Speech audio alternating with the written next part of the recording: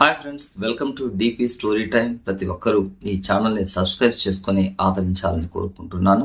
ఈరోజు ఒక motivational story, అంటే నమ్మకం అనే ఒక అంశం పైన మోటివేషనల్ స్టోరీతో వచ్చాను. ఒక వ్యక్తి కంపెనీ లాస్ కావడంతో అక్కడి నుంచి అతన్ని బయటకు పంపించేశారు. పని లేకుండా అతను బయట తిరుగుతూ ఉంటే అతని స్నేహితుడు, బాగా కావాల్సిన వాడు ఒక అతను, నీకు ఇవ్వడానికి నా దగ్గర ఏమీ లేదు, కానీ నా దగ్గర ఒక చెక్కతో తయారు చేసిన ఒక బెంచ్ ఉంది, కావాలంటే తీసుకుని పో అంటాడు. ఆ బెంచ్ని తీసుకొని ఇంటి దగ్గరికి వచ్చి కూర్చుంటాడు. కొంచెంసేపు ఆలోచిస్తాడు. డబ్బులు లేదు, ఏం చేయాలో అర్థం కాలేదు, ఈ బెంచ్ పెట్టుకొని నేనేం చేసేది అని అనుకుంటూ ఉంటాడు. సడన్ గా ఒకరోజు ఒక ఆలోచన వస్తుంది. ఆ బెంచ్ తీసుకుని పోయి ఒక చర్చ్ ముందర, ఆ రోజు క్రిస్మస్, చర్చ్ ముందర అతను క్యాండిల్ పెట్టి అమ్ముతాడు. క్యాండిల్ అప్పు తీసుకొని వచ్చుకుంటాడు. అమ్ముతూ ఉంటే మంచి సేల్ అవుతుంది. అప్పు తీర్చి కొంత అతనికి లాభం వస్తుంది. అదేవిధంగా తెల్లవారి ఒక మార్కెట్లో కూర్చొని ఆ బెంచ్ వేసుకొని అతను రోజా పూలు అమ్మడం మొదలు పెడతాడు. అదేవిధంగా తను టైప్ మిషన్ని ఒక అప్పుకు తెచ్చుకొని టైప్ మిషన్ పెట్టుకొని సంపాదించడం మొదలు పెడతాడు. ఇలా హార్డ్ వర్క్ చేసుకుంటూ తన జీవితాన్ని గడపడం మొదలు పెడతాడు. అతనికి కొంత అమౌంట్ రావడం జరుగుతుంది. అలా టైప్ మిషన్ పెట్టుకుంటూ ఉంటే పక్కనే ఒక చిన్న హోటల్, అది నష్టాలు నడుస్తుంది.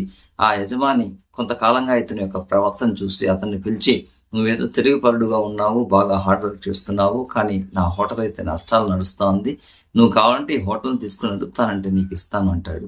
వెంటనే ఏం చేస్తాడు, ఆ బెంచ్ని తీసుకుని పోయి ఆ హోటల్లో ఆ ఓనర్ సీట్ దగ్గర వేసేసి అతను ఆ హోటల్ని ప్రారంభిస్తాడు.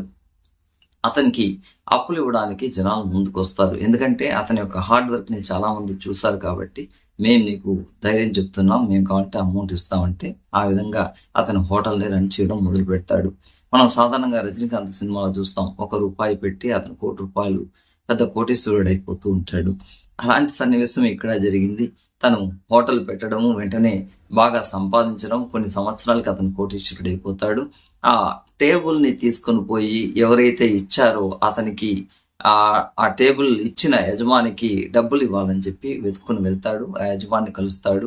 మీరు ఇచ్చిన టేబుల్ 25 సంవత్సరాల క్రితం ఇచ్చారు, దానికి నేను వెల ఇవ్వాలని వచ్చాను అంటాడు. ఎంత ఇస్తామంటే $1,00,000 ఇస్తాడు. $1,00,000 దాని జస్ట్ అది మామూలు టేబుల్ అంటే అది మామూలు టేబుల్ కాదు, నా నమ్మకానికి 4 కాళ్ళు అది. ఎందుకంటే ఆ నమ్మకంతోనే నేను ఇంతకాలం ఎదిగి ఇంత కోటీశ్వరునైనాను అని చెప్తాడు. అదే మనతో పాటు మన జీవిత భాగస్వామి కావచ్చు, మన బంధువులు కావచ్చు, మనల్ని భుజం తట్టేవాడు ఉంటే నమ్మకంతో ముందుకు ఎదిగితే మనం మంచి స్టేజ్కి వెళ్ళొచ్చు. నమ్మకం అనేది ముఖ్యం.